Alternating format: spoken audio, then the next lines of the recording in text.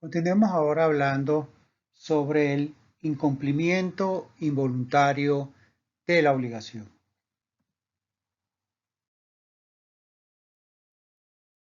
Cuando hablamos de incumplimiento, nos referimos a la inejecución por parte del deudor de forma parcial o total de la conducta, acción o inacción que se comprometió a ejecutar frente a su acreedor en el vínculo que ellos asumieron. ¿Por qué es importante para la ley saber que el deudor no ha cumplido con su obligación? La ley contempla, además del comportamiento del deudor en la ejecución o inejecución de la obligación, las causas de tal comportamiento. Es importante. La ley no solo ve el hecho cierto del incumplimiento, sino le interesa además evaluar la razón o causa por la que el deudor no ejecutó la prestación que se comprometió con su acreedor, si no ha querido cumplir o no ha podido cumplir. Es decir, que no ha hecho lo necesario para ponerse en condición de cumplir. Es muy importante para nuestro legislador conocer o evidenciar las causas que originaron ese incumplimiento. Cuando vemos las clases de incumplimiento, vemos que existen tres tipos de clasificación. La primera es según la naturaleza propia, que puede ser un incumplimiento total, es decir, una inejecución absoluta por parte del deudor de la ejecución de la obligación o de la actividad que se comprometió para con el acreedor. O puede ser parcial o defectuoso. Decimos que hay un incumplimiento parcial o defectuoso o un cumplimiento parcial o defectuoso cuando la realización de la obligación por parte del deudor, cuando los actos que realice el deudor no son completos, cuando no ha ejecutado la totalidad, cuando le faltó algo por realizar a este deudor. Evidentemente, recuerden ustedes que cuando vimos el cumplimiento, vimos unos principios y el deudor debe ejecutar de manera íntegra y total la prestación por la que se comprometió con su acreedor.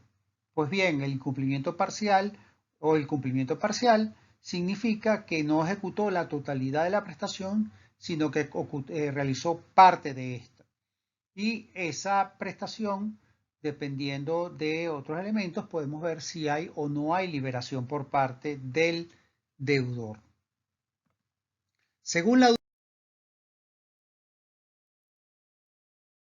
Según su duración, el incumplimiento puede ser permanente o definitivo o temporal. Entendemos un incumplimiento permanente o definitivo a aquel que es inmutable, que significa una inejecución de manera definitiva por parte del deudor de su prestación en favor del acreedor. Mientras que temporal se trata de aquel retardo en el cumplimiento de la obligación por parte del deudor. Es decir, el deudor cumplió, pero no cumplió en el momento en que debía hacerlo, sino que lo hizo en un momento posterior. Un cumplimiento retardado, un cumplimiento tardío.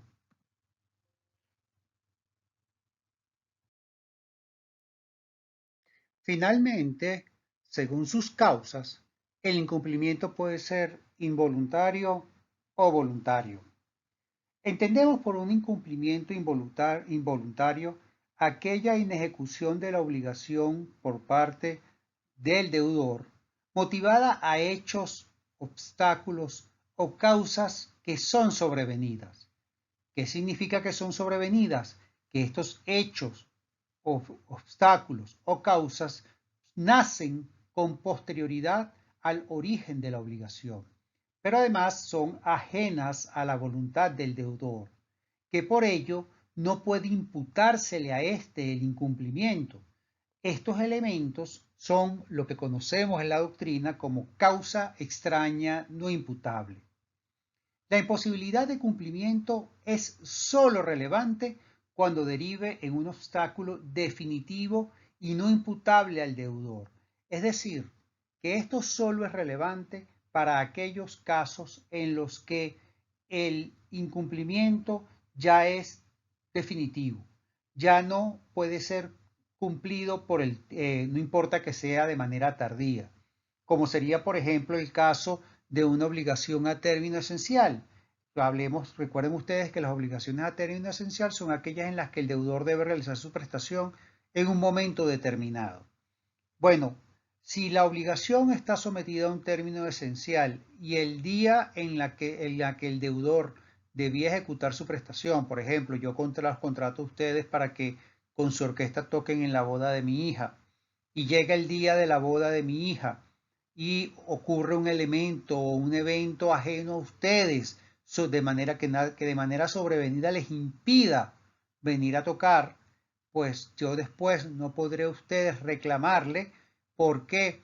Porque la causa que originó que ustedes no vinieran a tocar en la boda de mi hija fue que un evento que era totalmente ajeno a su control.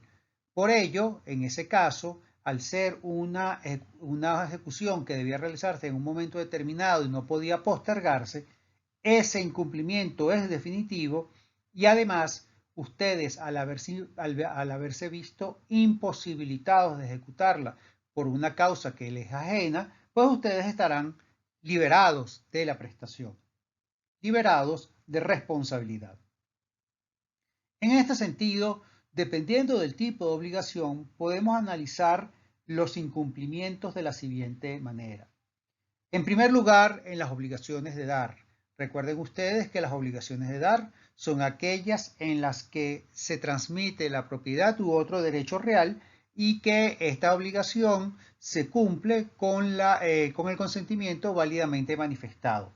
Pues bien, si yo me comprometo con ustedes en manifestar mi voluntad sobre el traspaso de mi vehículo el 15 de marzo y con posterioridad a que yo asumo ese compromiso con ustedes, ocurre una causa extraña que, por ejemplo, destruye el vehículo de una manera que es ajena a mi voluntad, en ese caso, al ser una cosa específica, yo como deudor quedaré liberado de responsabilidad el día 15 de marzo cuando no les pueda cumplir. Ven ustedes entonces que cuando la cosa es específica y existe un incumplimiento por una causa ajena a la voluntad del deudor, el deudor queda liberado. No sucede lo mismo en el caso de las cosas genéricas, porque según se recordarán ustedes, conforme hemos hablado con anterioridad, el género nunca perece. Por lo tanto, ustedes siempre podrán cumplir entregando otra cosa del mismo género, en la misma calidad y en la misma cantidad en la cual se comprometieron. Por ello es que en el caso de las obligaciones genéricas, si ocurrió un incumplimiento o una imposibilidad por parte de ustedes de ejecutar la obligación y el objeto de la obligación era un bien genérico, pues ustedes, cesado el evento que originó su imposibilidad de cumplir, ustedes tendrán la obligación de cumplir con su obligación. Es decir, ustedes tendrán que ejecutar manifestar su voluntad sobre la transmisión de la propiedad sobre un bien genérico. Las obligaciones de hacer rara vez pueden ser incumplidas o rara vez se ven afectadas de manera absoluta o definitiva por parte de una causa extraña no imputable. ¿Por qué? Porque salvo que se trate de una obligación personalísima o una obligación sometida a un término esencial donde el momento o la persona que lo ejecuta es relevante a la hora del cumplimiento, pues solo cuando existe una imposibilidad del deudor que sea absoluta, como por ejemplo sería la muerte del deudor o su imposibilidad física o su inhabilidad física o mental, entonces solo en ese caso podríamos hablar de una liberación. Fíjense que estamos hablando de causas o motivos u obstáculos que impiden al deudor cumplir. Por ejemplo, en las obligaciones de hacer, si yo les digo a ustedes que me pinten una pared en mi casa a partir del 15 de febrero y resulta ser que en esta semana hubo una serie de manifestaciones y marchas y que la ciudad se vio imposibilitada de movilizar, lo que originó que ustedes no pudiesen empezar a realizar la pintura en mi casa o la pintura de la pared de mi casa el día que habíamos pactado, sino que tuvieron que esperar unos días después a que cesaran las protestas, pues ven ustedes cómo siempre va a ser posible para ustedes, cesado el evento o el obstáculo que les impide cumplir en su momento, siempre va a ser posible para ustedes realizar la prestación con posterioridad, salvo que, repito, se trate de una obligación que está sometida a un término esencial.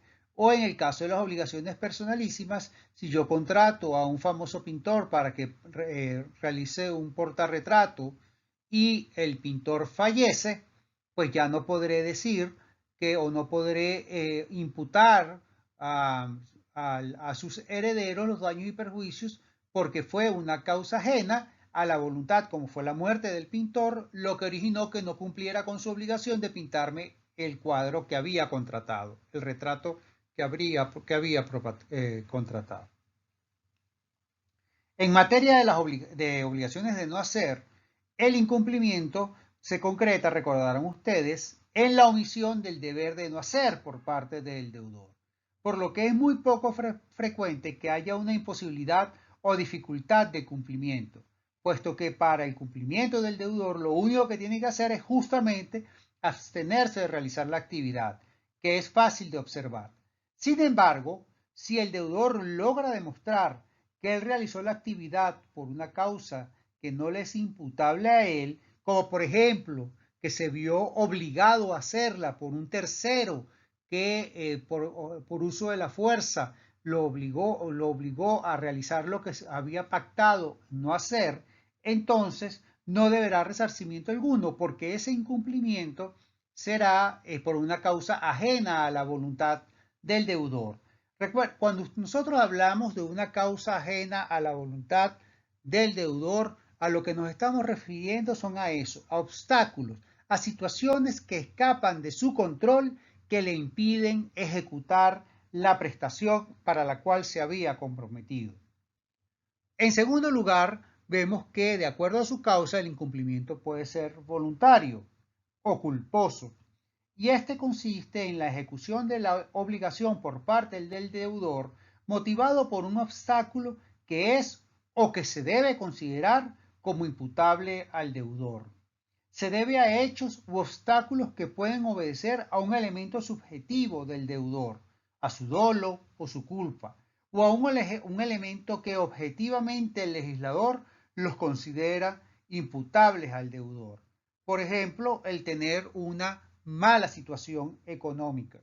Imagínense que ustedes asumen conmigo la obligación de entregarme una determinada cantidad de dinero y llegado el día en que me deben entregar esa cantidad de dinero, ustedes se escudan en que han tenido o que fueron despedidos de su trabajo y que por lo tanto no pueden cumplir con su obligación. Pues bien, esa no es una causa extraña y eso no puede significar o no genera un incumplimiento involuntario. El legislador estipula o establece que eso es un incumplimiento voluntario. ¿Por qué? Porque ustedes tienen, no existe verdaderamente un obstáculo que los excluya de su obligación de cumplir y responder frente al vínculo que ustedes tuvieron conmigo.